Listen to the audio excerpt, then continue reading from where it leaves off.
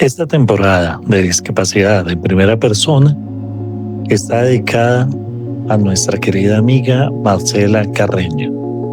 Ella, además de iniciar con los programas que pertenecen a este ciclo, nos acompañó antes en los procesos anteriores y durante todo el tiempo que duraron los caminos de construir este encuentro. A Marcela Carreño, que nos sigue acompañando desde otros lugares en el universo, desde la luz que nos aporta para seguir trabajando, le agradecemos muchísimo y le enviamos un abrazo desde aquí. Seguiremos trabajando juntos con esa sonrisa para construir un mejor mundo para todos. Con todo el amor, a Marcela Carreño.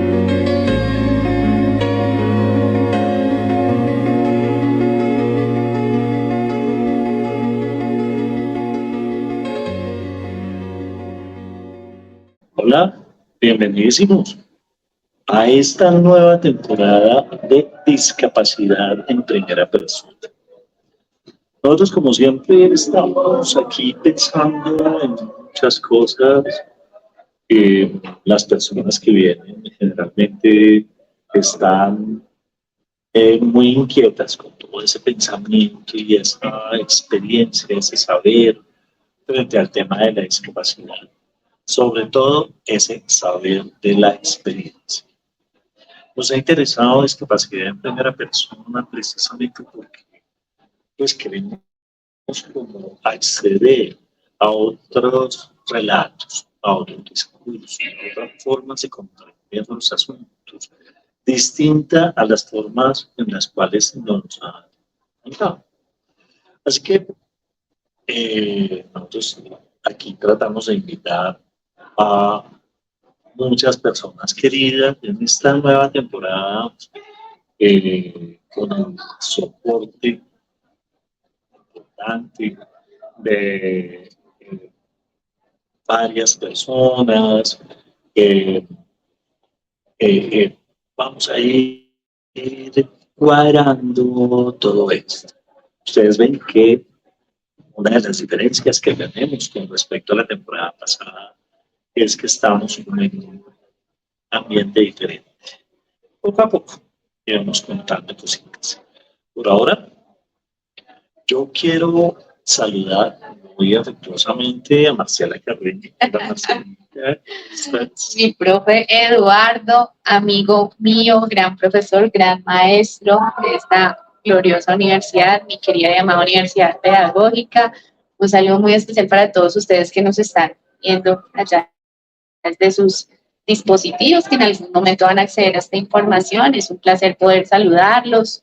Algunas personas de pronto me identifican, me recuerdan de estos espacios de nuestra querida universidad. Mi nombre es Marcela Carreño, egresada de mi gloriosa Universidad Pedagógica en el año 2015, licenciada en Educación Especial.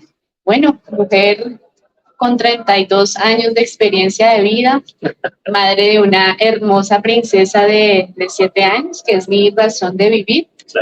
Y ¿no? Una mujer con muchas virtudes, también muchos defectos, muchas cosas por aprender como todos.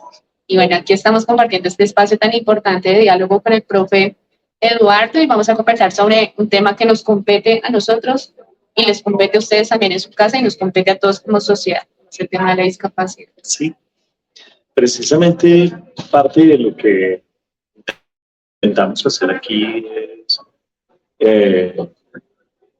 revisar, conversar, construir desde una perspectiva, podría decirse, no libreteana, sino desde una perspectiva más de la experiencia personal. Nosotros decimos, hombre, discapacidad en primera persona. Y discapacidad en primera persona es porque invitamos a la discapacidad, a que a la conversa. Pero la discapacidad es como ese tercero, como esa tercera persona con la cual hablamos, de la cual hablamos. Yo no sabría decir muy claramente cuál es el rol, el papel de esa. Pero ahí está, Sí. de alguna forma todo el tiempo. Por ahora, por lo menos la experiencia. Cuando yo digo discapacidad en primera persona, más de querida, ¿cómo es para ti? ¿Qué podrías tú empezar a comentar de esa experiencia con la discapacidad? Yo sé que tú tienes una experiencia a nivel profesional, porque pues, has estado trabajando no solamente formada como educadora especial, sino has estado trabajando en diferentes lugares, desde, digamos, ese otro lado de la profesionalidad, pero también tienes unas experiencias personales con respecto a esta situación, que hacen también que tu propio trabajo, digamos, profesional, se vea también de manera diferente. Háblanos un poco de eso, ¿cómo es la segunda operación? Bueno, profe, realmente cuando Marcela Carreño ingresa a estudiar licenciatura en educación especial, fue un proceso como haber descubierto, haber abierto una puerta gigante de conocimiento a un tema que pasa desapercibido socialmente, ¿sí? Es un tema que vemos pasar por el lado de nosotros, pero nunca lo fijamos en detalle. Cuando yo ingreso a estudiar educación especial, empiezo a conocer mucho más en detalle todas las minucias que implica el tratar, trabajar, reconocer, no solo el tema de discapacidad, sino esas particularidades de los seres humanos que nos hacen únicos y exclusivos en nuestra existencia. Sí, no solo pensando en todo el tema de la discapacidad, que el término que se ha acogido, ¿no? Ahora con todo el tema de el uso correcto del significado de discapacidad, pero siempre partiendo de las diferencias y de que todos en algún momento somos diferentes, exclusivos, únicos y cada uno con sus máximas potencialidades y también con muchas dificultades, no solo pueden estar categorizadas desde la discapacidad, sino también en nuestro rol de seres humanos, en nuestro ejercicio de seres humanos y de ciudadanos también. Cuando ya empieza a conocer uno el tema de la discapacidad, empieza uno a mirarlo con unos ojos de amistad y apropiarse poquito a poquito del tema. Entonces ya no lo ven uno solo en el contexto universitario, sino todo lo que uno va aprendiendo en los contenidos académicos, ya lo empieza a hacer más familiar y asociarlo con todo lo que uno va viviendo. Entonces ya empieza a tener un poco más de reflexión frente a las cosas, ser uno un poquito más prudente, medir uno más sus acciones, ese acto como tan de corresponsabilidad social también con el otro, no solo por tener discapacidad, sino por alguna característica especial. Creo que eso lo hace a uno un ser humano mucho más reflexivo, partiendo de esas diferencias y esas particularidades. Entonces, creo que eso despierta de alguna u otra manera esa parte sensible y esa parte analítica desde el ejercicio propio de existir y respetar al otro ser humano. Entonces, bueno, el ejercicio se va fortaleciendo ya con lo que implica ejercer el ejercicio del educador especial, partiendo de un principio muy importante, y es que uno no solo es educador especial, uno es docente, uno es educador. Y si hablamos de educación, también tenemos que entrar a pensar en un mundo gigante, ¿sí? En donde la educación trasciende y no solo está en un cubículo focalizado en la escuela directamente o en esos espacios tan estructurados de formación, sino que realmente la vida y la formación le permite a uno trascender a esos espacios educativos. Si uno no educa solo en la escuela, uno educa en comunidad, uno educa a su familia, uno educa a sus hijos, uno educa a sus amigos, uno educa a cualquier persona, y no solo es el hecho de ir a impartirle conocimiento, sino uno educa desde lo poco que va aprendiendo o desde su experiencia, va compartiendo y va haciendo como una bolita de nieve que va creciendo y va dejando sí una huella en las personas. Eso es lo que yo le llamo también el ejercicio responsable, pues, de educar. Bueno, cuando ya trasciende ese tema de la educación, entonces ya que empieza a abordar uno a familias, empieza a trabajar con otras personas, otros profesores que ejercen también en diferentes áreas.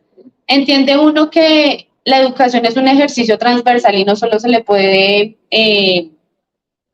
añadir al educador especial el hecho de que trabaje con la persona que tiene discapacidad. ¿Por qué? Porque cuando hablamos de la docencia, eso implica trabajar con un sinfín de cosas tan múltiples, tan diversas, diferentes contextos, diferentes seres humanos, diferentes escenarios. Y desde mi experiencia me sorprende ese mal comentario cuando las personas dicen, es que yo no soy el educador especial, yo no sé cómo hacer. Yo no sé cómo hacer si ese tema no me corresponde. A mí nunca me enseñaron eso en la universidad, aun cuando en un acto de reflexión deberíamos entender que el ser educador implica una serie de compromisos y responsabilidad respecto a atender a ese ser humano que puede tener o no discapacidad, pero que de alguna forma es diferente. ¿Sí? Es diferente por unas condiciones específicas, por una condición socioeconómica, porque tiene algún problema en este momento que le está sucediendo.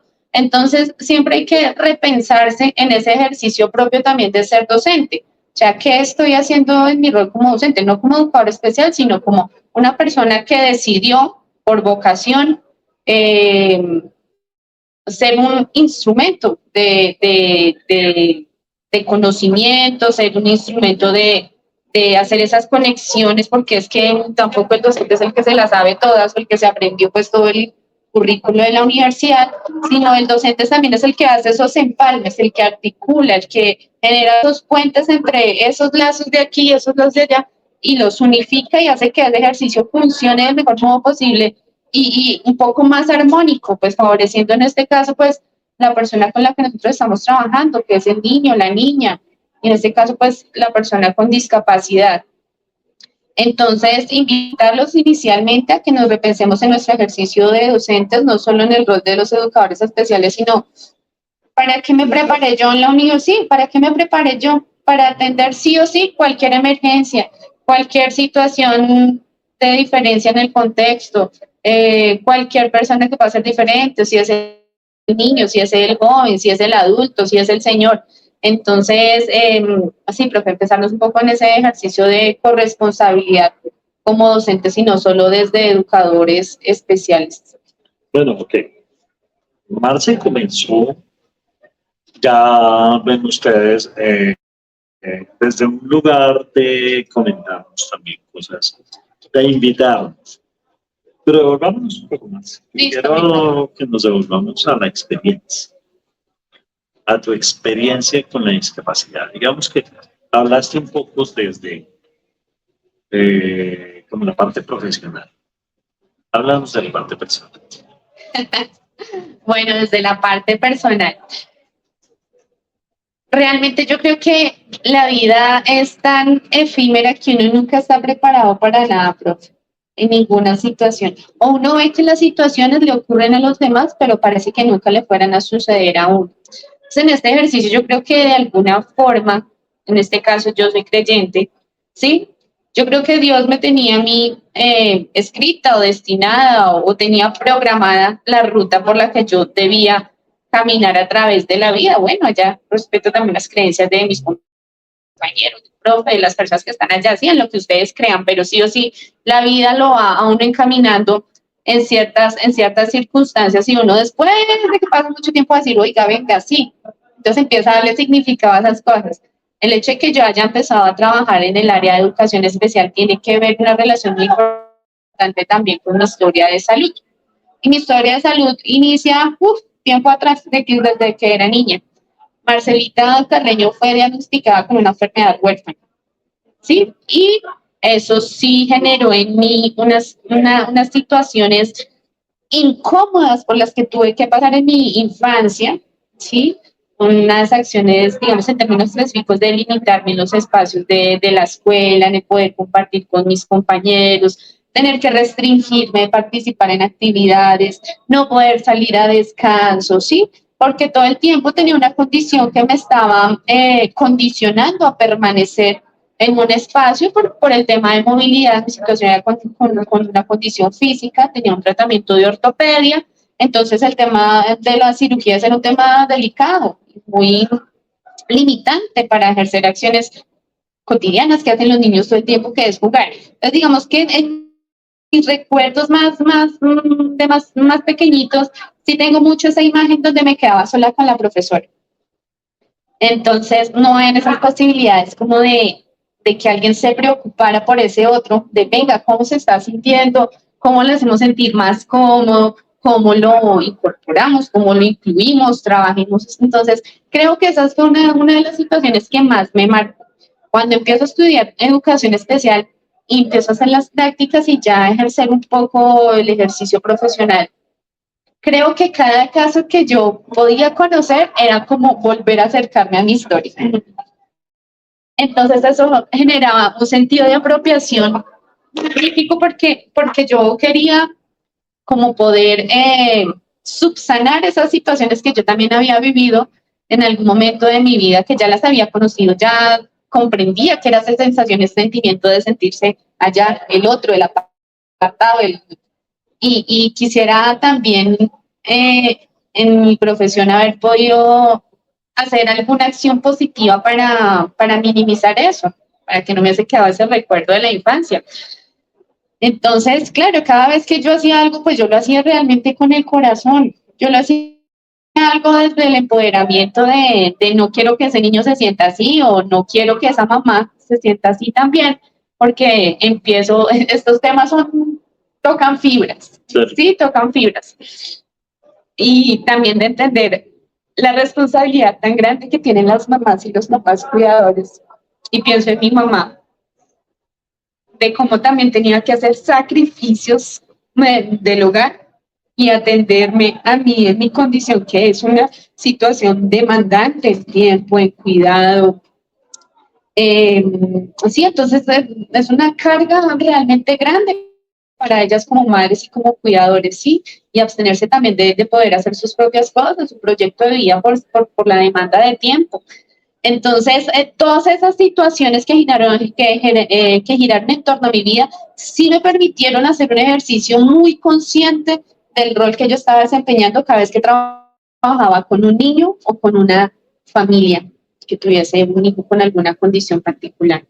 Entonces, se convirtió también en un tema que me apasionaba, en un tema pasional, un tema de curiosidad, de poder dar más de lo que yo podía dar más de lo que me tocaba en el trabajo. Sí, cumpla con esto, cumpla con su horario, sino siempre ese ejercicio de estar pendiente, en qué le puedo apoyar, en qué le puedo colaborar. Sí, porque la educación no está solo limitada al niño con el que yo trabajo y ajusto unas planeaciones y entonces, y ya, pare de contar, ¿no? Es un ejercicio cuando uno se compromete, se convierte en un ejercicio que no conoce horas, no conoce tiempo, no conoce espacios, no conoce privacidad, digámoslo así, de no me llame porque no sabe que hay emergencias, que hay situaciones.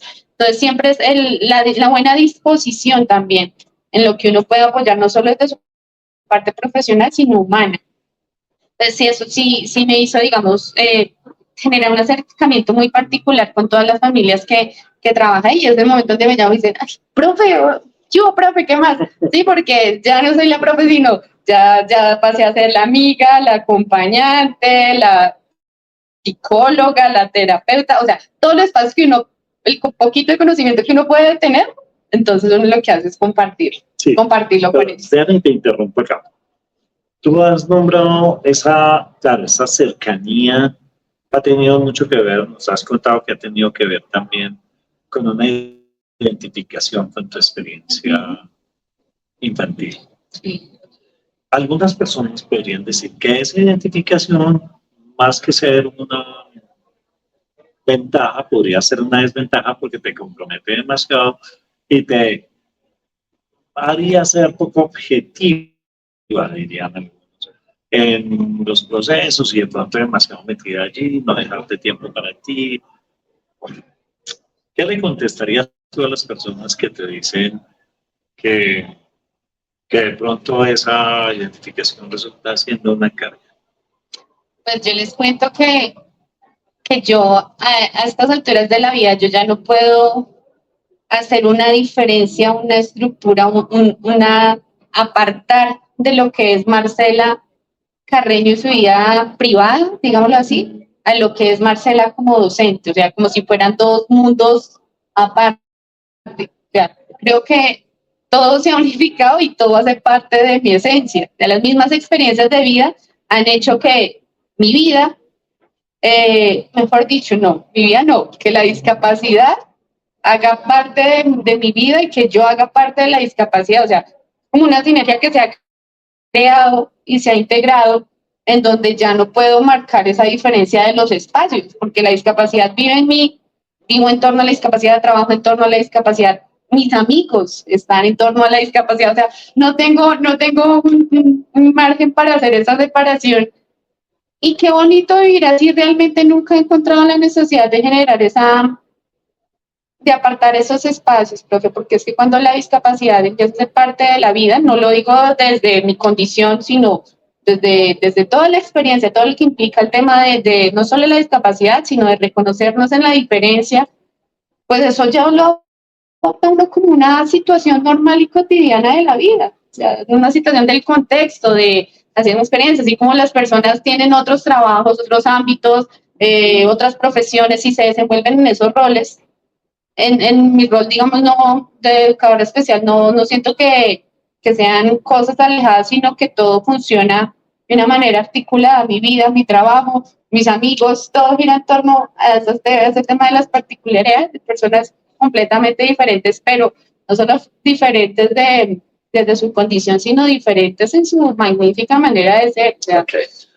Ya nos has contado entonces esa respuesta. Volvamos a la experiencia. Volvamos, sigamos en la experiencia. Estábamos con el tema de la infancia y de una u otra manera, sí. digamos como que hubo un paréntesis allí, o cómo fue la cosa. Bueno, sí, hubo una situación, digamos que sí me hizo tener una pausa obligada, que fue, yo venía asistiendo a tratamientos médicos, ¿sí? Porque así es mi vida y lo tengo que seguir haciendo y yo soy plenamente consciente de ese ejercicio responsable con el cuidado de mi salud. Pero resulta que Marcelita, terminando la carrera, quedé en embarazo. Sí, quedé en embarazo. Quedé en embarazo de una hermosa princesa, que es mi niña, que en este momento tiene 7 añitos. Marcela, terminando el proyecto de grado, queda en embarazo, me graduó en diciembre del año 2015 ya con mi pancita, tenía como 4 meses. Y eso sí me hizo hacer una pausa obligada en mi aspecto personal de salud, porque tuve que dejar de atender eso por centrarme en el tema de mi bebé, que en ese momento pues era una prioridad.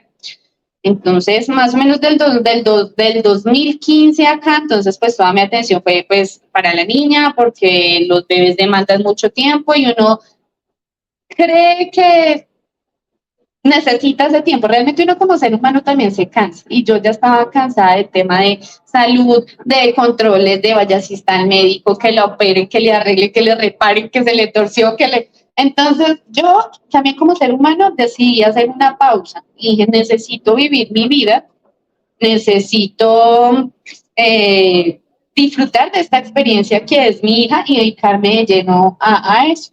Y así lo hice, pasaron los 3 primeros años de mi niña, y fue una etapa maravillosa en donde no me dolió una sola muerte. No, fue espectacular. Y yo decía, bueno, en algún momento tendré que retomar para saber cómo avanza mi salud, pero este no es el momento. ¿Cuándo decido que es el momento? Cuando empiezo a tener unas señales de alerta en la pelvis, me empieza a dar un dolor muy fuerte.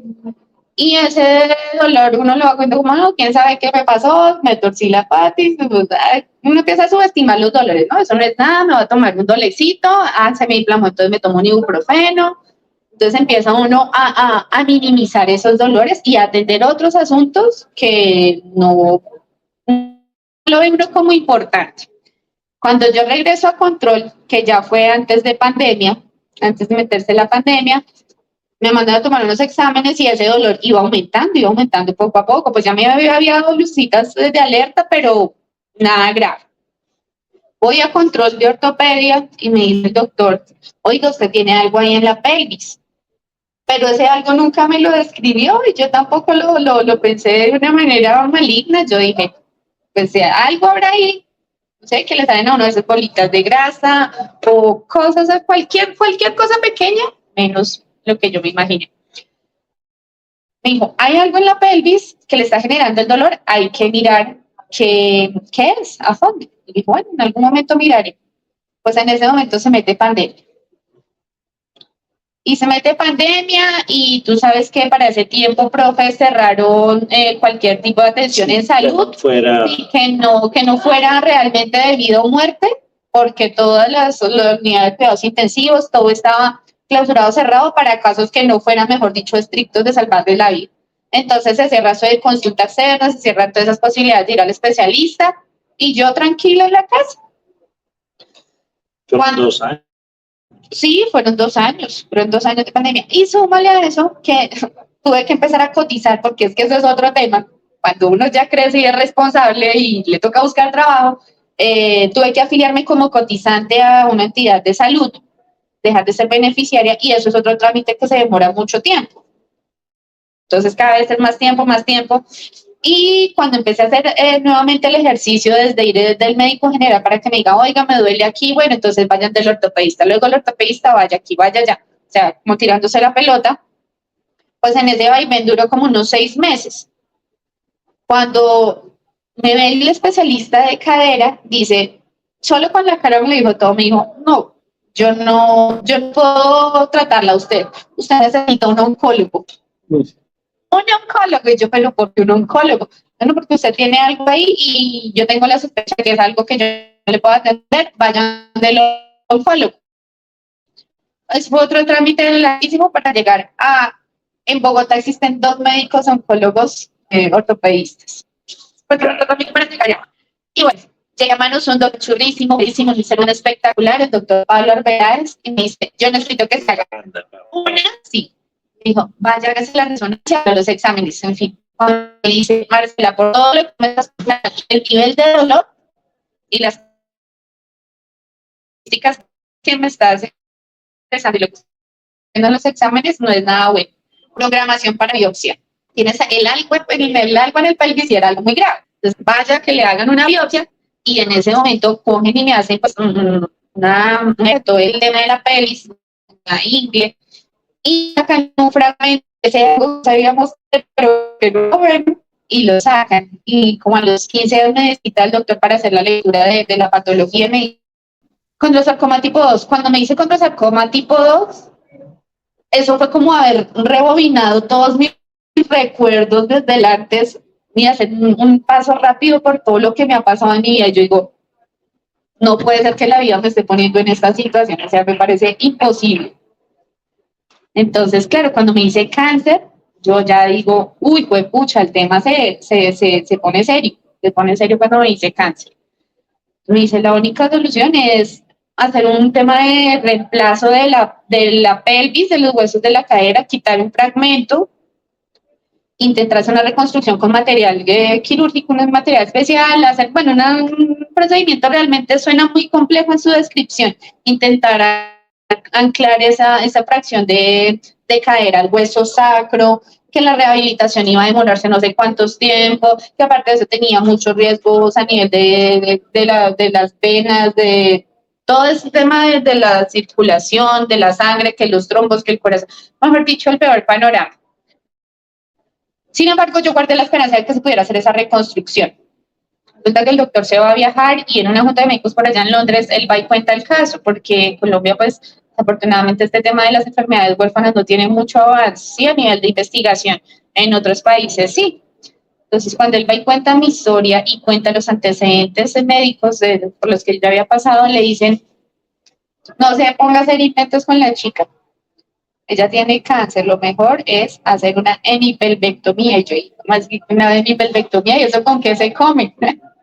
Cuando el doctor me hace la descripción gráfica, porque cogió un papel y se puso a dibujarme, yo dije, ay, no, no puede ser posible. ¿Cómo es posible que me van a quitar un cuarto de cuerpo? O sea, no me quitaron un pedacito, me quitan un cuarto de cuerpo Y digo, ¿cómo va a vivir? ¿Cómo voy a vivir sin cuarto? ¿Cómo voy a vivir sin nalga? ¿Cómo voy a vivir sin...? O sea, empiezo a preguntarse todo de qué voy a hacer sin esto, ¿sí?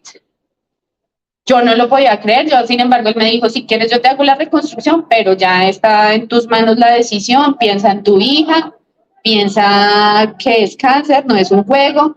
Entonces, bueno, me voy para mi casa y hablo con mis papás, les pongo pues sobre la mesa la situación. Y yo creo que es una de las cosas más dolorosas. O sea, yo creo que yo ya lo podía haber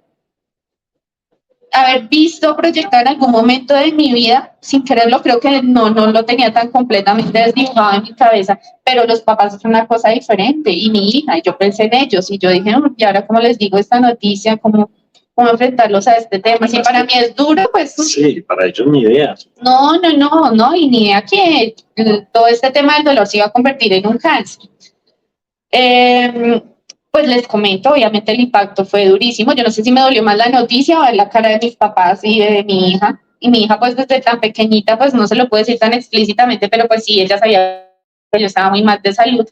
Y decidimos en familia, que es otro punto importante del que tengo que hablar, es la importancia de la red de apoyo. O sea, es un factor indispensable, o sea, cómo minoriza las cargas, cómo compartir y dialogar con ellos hace que la situación sea mucho más llevadera, siempre pensar en una actitud positiva y no desde el lamento, desde, ay, me va a faltar, no voy a tener, y qué tal si no, y todos esos aspectos negativos. Por lo contrario, creo que ellos me impulsaron, entre todos mis hermanos, mi hija, todos me impulsaron a decir, si es lo que hay que hacer por salvar su vida, lo vamos a hacer y lo vamos a asumir como familia.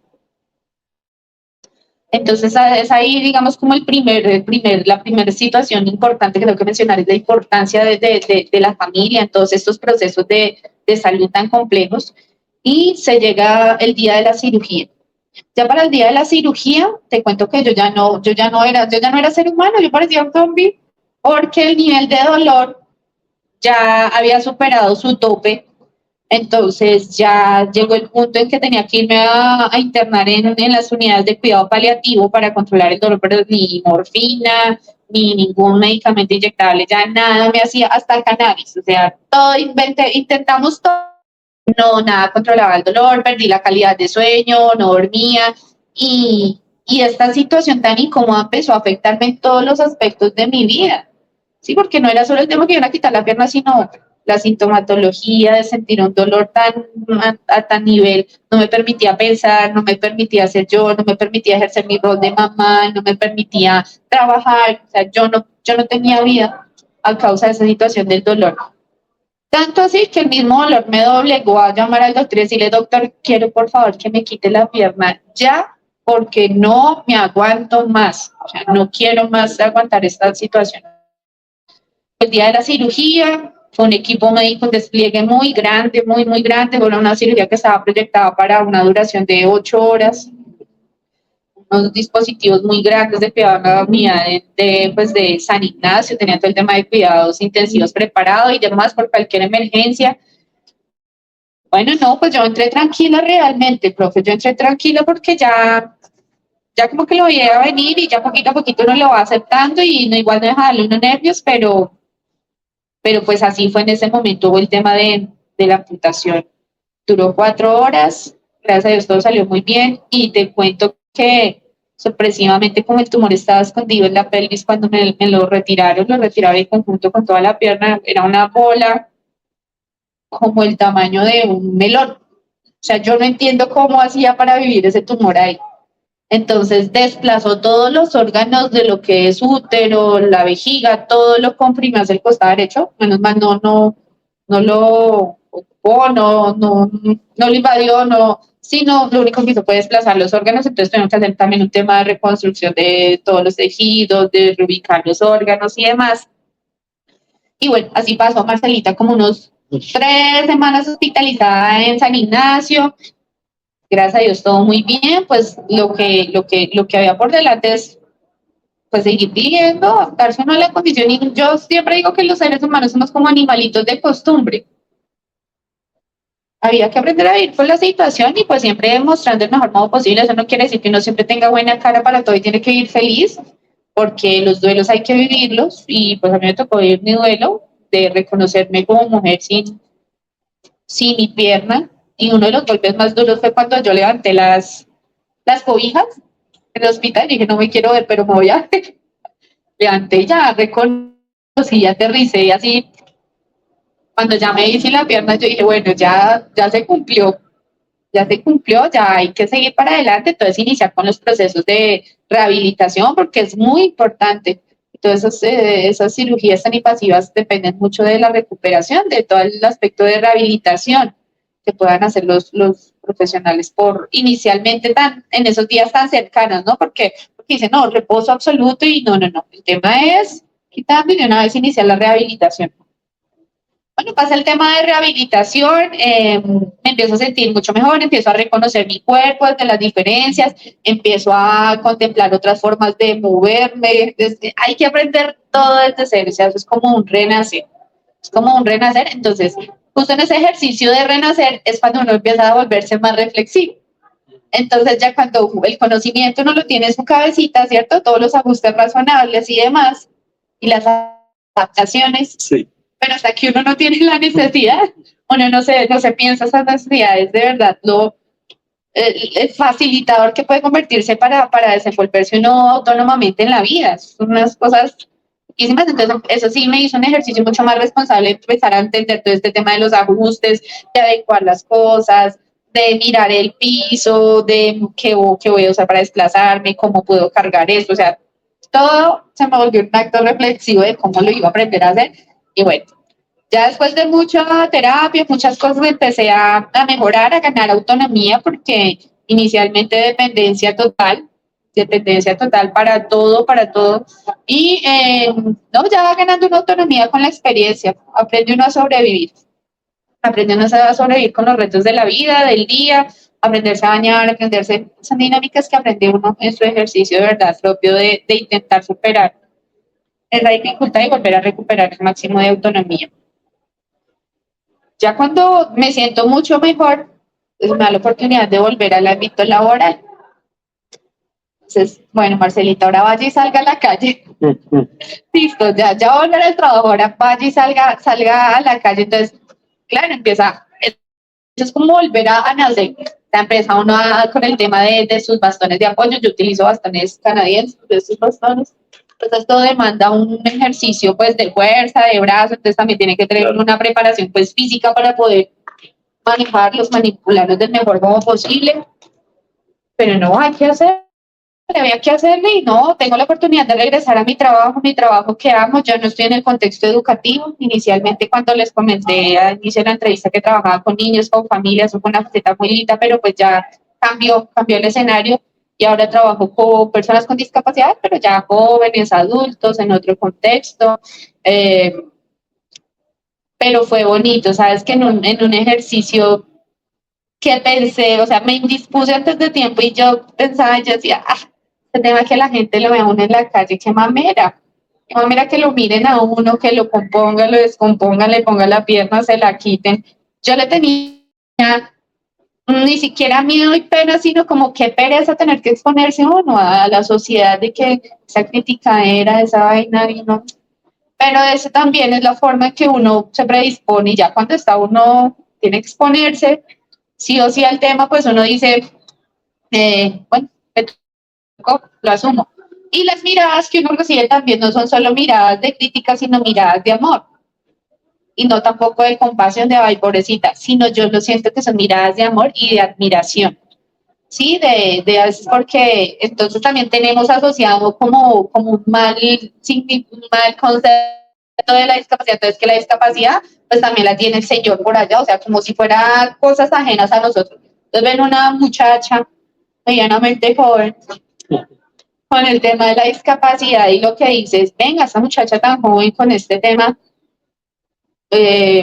no, pues mi admiración, lo que dice la gente es, la admiro por su capacidad de asumir su vida, continuarla, porque no me podía quedar en mi casa llorando pues toda la vida y sentía que por lo contrario de este ejercicio de haber saltado el charco de ser la educadora especial a pasar a ser persona con discapacidad, me hizo cambiar en mi cabeza el chip. Entonces, si antes tengo responsabilidad como docente, ahora tengo una responsabilidad como docente y como persona con discapacidad. Claro.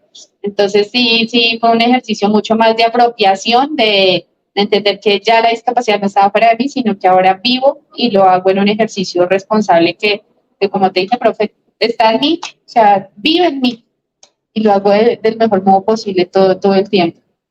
Pues muy interesante toda la historia de los cuentos y toda esa experiencia, sobre todo, pues cómo has logrado irla elaborando progresivamente, ¿cierto?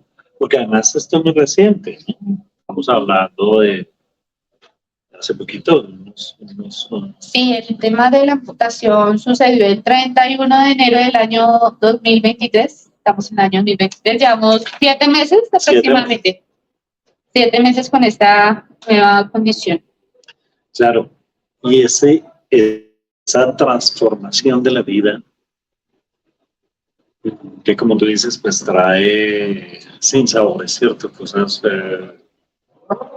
nuevas oportunidades, pero también hay momentos tristes, difíciles, en fin. Pero todo eso, de alguna manera, ¿en qué te ha reafirmado en tu trabajo? Que ya pues un poquito nos lo has contado, pero ¿en qué no? O sea, ¿de qué manera te ha dicho, no, yo esto sí, definitivamente, no, esto de la discapacidad hay una cosa que no me da un nivel, una dimensión o unas dimensiones que no van conmigo? Pues mira que tanto que yo reconozca o decir a estas alturas en algún momento que yo diga que no me ha pasado. ¿Qué era lo que decías? Por ejemplo, tú decías ahorita que no me voy a quedar ahí sentada lamentándome, ¿cierto? Es que hay unas dimensiones, una parte de la discapacidad que tiene que ver con esa posición a veces lastimera frente a los otros. Sí, claro. Claro, porque es que yo quería que en un inicio me daba tristeza, es la forma, yo creo que ni por mí, o sea, porque digo, bueno, yo me puedo llegar a aceptar y bueno, me paro en el espejo, lloro, porque es que es un duelo inevitable reconocer ese nuevo cuerpo, pero yo evaluaba y tenía todo el tiempo en mi cabeza es la perspectiva de las personas, de esa actitud tan fea de mirarlo a uno y, pobrecita. Y todavía me pasa como los comentarios. Ay, Sí. tan bonita, mira lo que me pasó.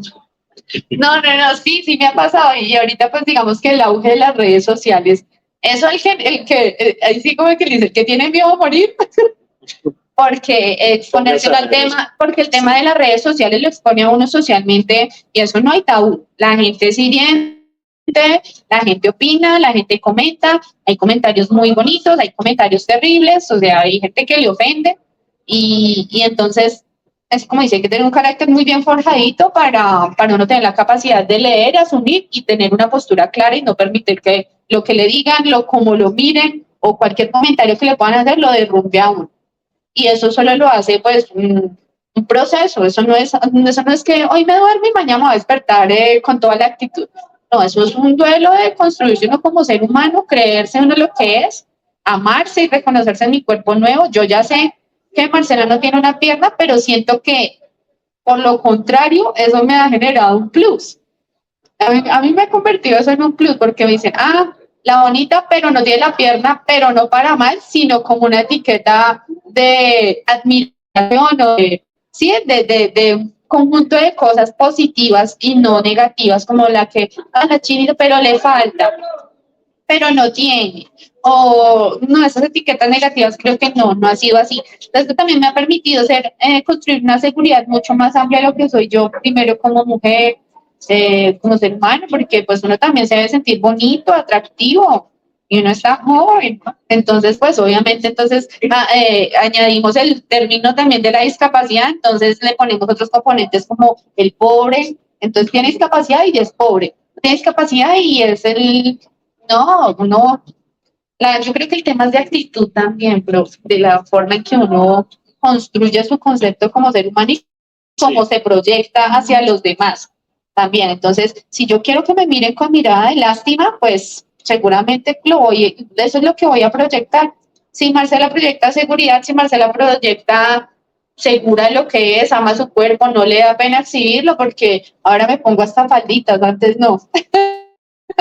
Entonces, ese es el tema de creerse lo que uno es, amarse como es y aceptarse como es y exhibirse como es sin taparse. Mi Marce querida,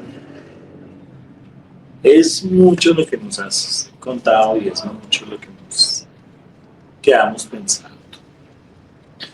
Desafortunadamente el tiempo se nos acaba y pues a mí me encantaría poder seguir conversando de esto, sobre todo porque hay muchas preguntas que la gente tiene. Pero intentemos hacer un mensaje de cierre para la gente. Intentemos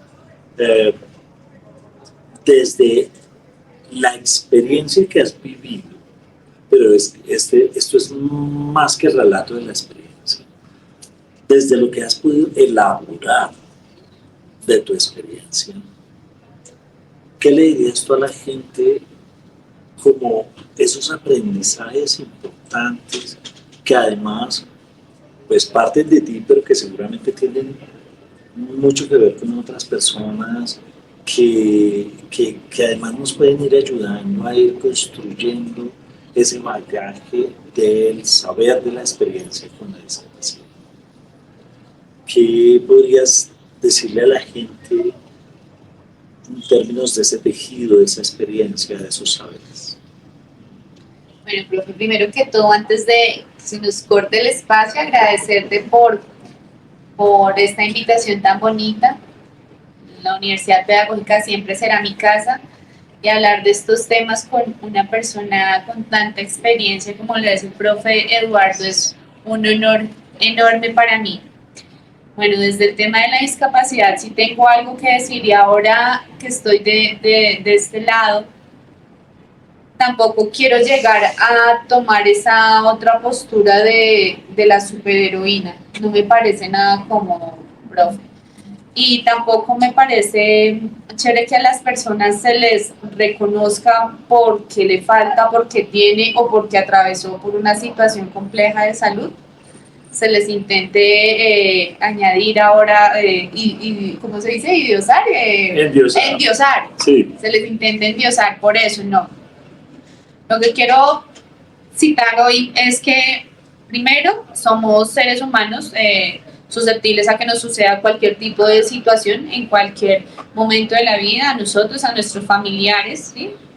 Que la vida no es siempre como la queremos, las cosas no se dan siempre como lo tenemos proyectado, hay situaciones que emergen de un momento a otro de una forma repentina y nos giran, nos botan, nos dan un cambio inesperado y digamos que la magia está es en, primero, en saber sortear esas situaciones, no quedarnos, a propósito en este mes conmemoramos lo del mes de prevención del suicidio. Entonces, buscar también ayuda profesional, no quedarnos con las situaciones solos, como les estaba hablando, la importancia de la red de apoyo. Si ustedes tienen familiares, amigos con quien pueda hablar este tema, háblenlo, la carga se vuelve un poco más fácil de llevar si se comparte y se habla de estos temas que a veces son tabú, ¿sí? No se hablan por pena, no se hablan porque qué pena salir a la sociedad para que me critiquen o no me muestro como soy porque no soy igual a los otros y me van a criticar. Primero hay que quitarnos eso de la cabeza. Igual de una mirada no va a pasar. Si nos miran bonito o feo, de una mirada no va a pasar.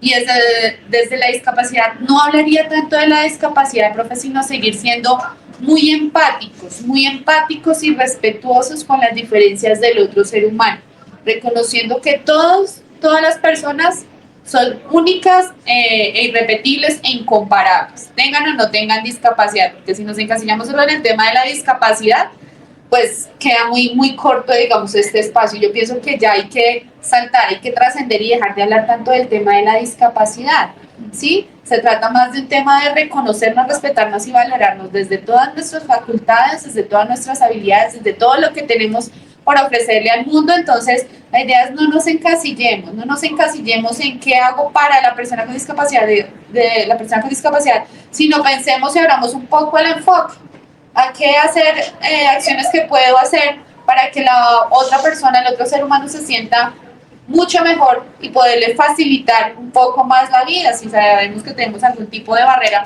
¿qué puedo hacer como ser humano para contribuir a la vida de la otra persona? No tanto en el tema de la discapacidad, sino pensar en todo, en la persona mayor, en los niños, en la señora que va con el coche caminando. Pensarnos en esos apoyos que necesitamos todos en algún momento de la vida.